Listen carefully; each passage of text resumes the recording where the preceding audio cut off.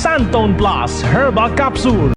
Ako po si Markian Garapia Abuga from Dumaguete City. Dati po sumakit likod ko pero ngayon gumaling na dahil sa seed panyawan. Mga bukol-bukol, sarang tunawon, siskag tumor, Santon Herbal Capsule. Isa prank lang, ma'am. Hihi.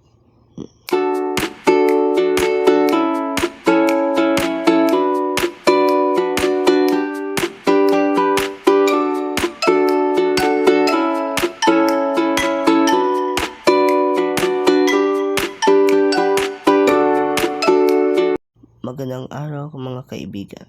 Ako po si Markian Garapia Abuga. Ngayon, pag-uusapan natin ang isang napakahalagang bahagi ng ating pagkatao at kultura, ang wika. Isa itong regalo na nagbibigay daan sa atin upang magkaintindihan, magbahagi ng damdamin, at may pahayag ang ating pagkakakilanlan.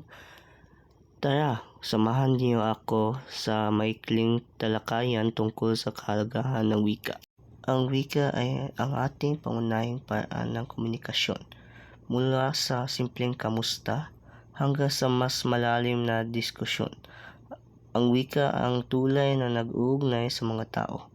Sa pamamagitan nito, may papahayag natin ang ating saloobin at pangarap sa pamilya, paaralan at trabaho. Ang wika ang pangandasyon ng pagkakaintindihan. Isipin mo kung paano magiging magulo ang mundo kung wala ito. Ang wika rin ay tagapag-ingat ng ating kultura. Sa bawat salita, naririnig natin ang kwento ng ating mga ninuno, ang kanilang kaalaman at mga tradisyon.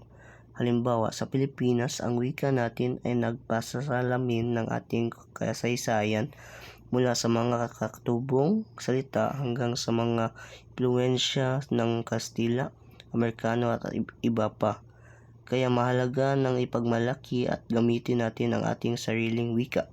Isang bansa tulad ng Pilipinas kung saan may higit 180 na wika, ang Pilipino ang nagsisilbing pambansang wika na nabubuklod sa atin. Sa kabila ng ating pagkakaiba, ito ay nagbibigay daan para makaisa tayo bilang isang lahi.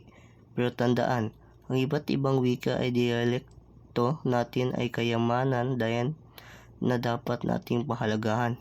Sa panahon ng teknolohiya, lalo pang naging mahalaga ang wika. Ito ang ginagamit natin sa social media, sa mga online class, at maging sa pakikipag-ugnayan sa ibang bansa. Ang pagkakaroon ng kasayanayan sa iba't ibang wika ay isang malaking bintahe. Pero huwag natin kalimutan bigyang halaga ang sariling atin dahil ito ang ating identidad. Kaya't saan man tayo naroroon, huwag natin kalimutan pahalagahan ang wika. Ito ang ating sandigan, ating pagkakakilanlan at ating komunikasyon sa isa't isa. Ako po si Markian Garapia Abuga. Salamat sa inyong panonood mga kaibigan. Hanggang sa muli at alagaan natin ang ating pambansang wika.